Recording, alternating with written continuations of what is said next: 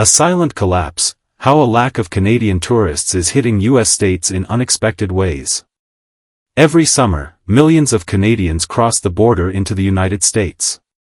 While most experts focus on the impact on major cities and hotel chains, the real story is in the small towns and local economies.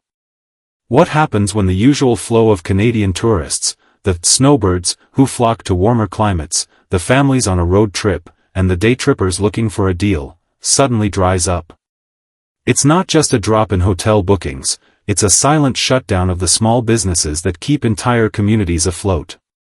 This isn't about airlines or grand tourist destinations. This is about Grandma's pie stand, the local laundromat, and the gas station with unsold ice cream. 10. Florida. You might think Florida's sunny beaches can withstand a few fewer visitors, but you'd be wrong. With a projected 25% drop in Canadian tourists, the state's everyday hustle is at risk. RV parks are half empty, gas stations are overstocked with ice, and beachside mini-marts have aisles full of untouched sunscreen.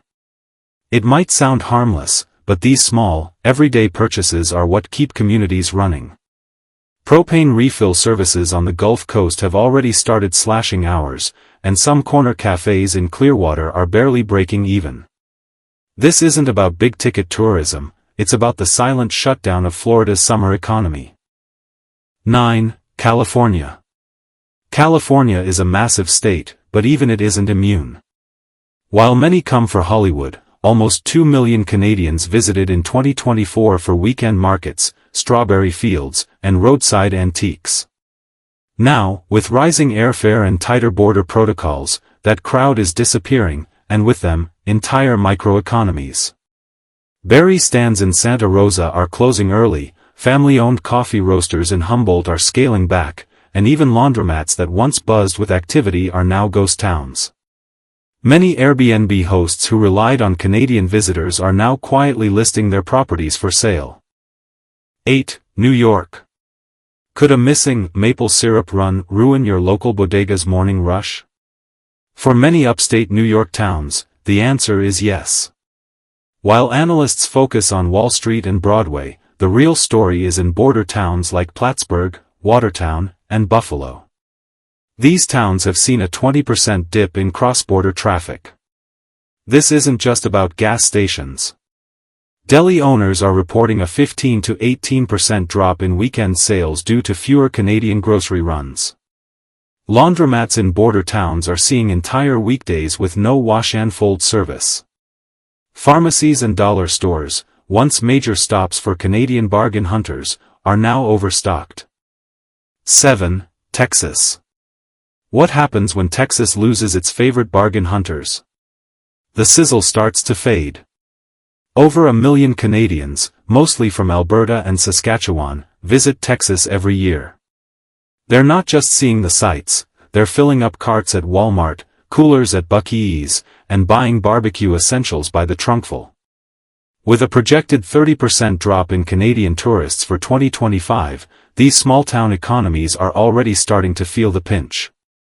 Brisket sales at Hill Country butcher shops are down, and RV parks from Amarillo to Corpus Christi are seeing a significant drop in extended-stay visitors. Canadians tend to stay longer and spend more on household goods like mosquito spray, charcoal, and bulk spices. 6. Nevada. In Nevada, the tourist collapse isn't about the casinos, it's about the gas station clerks and vending machine refillers. Over 1.1 million Canadians typically make the trek to Nevada, but with tighter border policies, the snack economy is cracking. Truck stops near Mesquite are reporting a 20 to 25% drop in snack sales.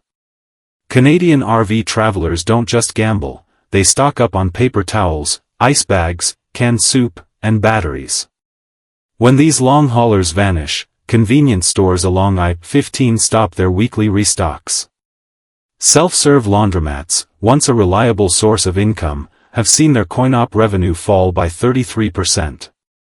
Hardware stores are sitting on unsold grills and RV adapters. 5. Michigan. In small-town Michigan, summer is fueled by Canadians. In 2024, they made up nearly 30% of summer vehicle crossings. But in 2025, rising toll costs and new travel hurdles are keeping them home.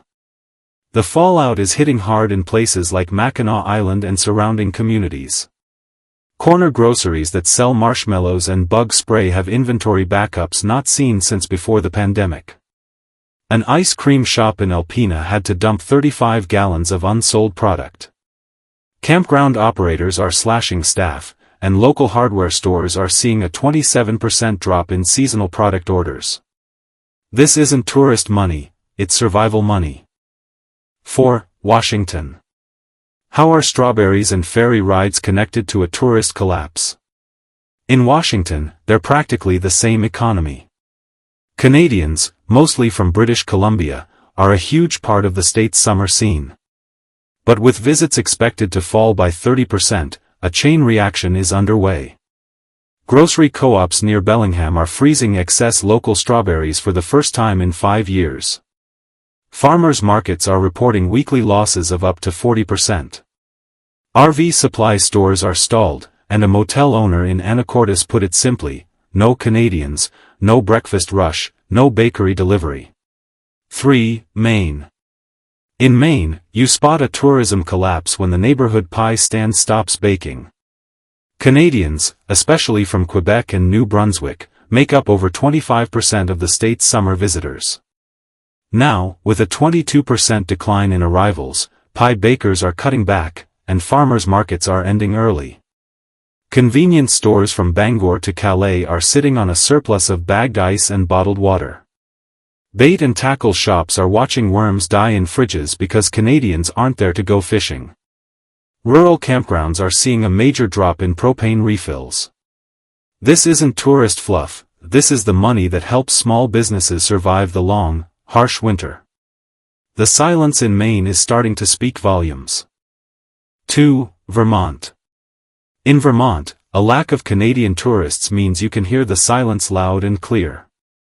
They aren't just tourists here, they're seasonal neighbors. With new digital border protocols, spontaneous weekend road trips have become a headache. As a result, farm stands and general stores are shrinking their stock. A maple syrup vendor reported a 40% drop in foot traffic, and boutique cheese shops are cutting back on free samples. 1. Montana. How do you break a state without breaking the news? You choke off the border. This is what's happening in Montana, where Canadian tourists, especially from Alberta, fuel the entire summer economy. With a projected 28% drop in entries this summer,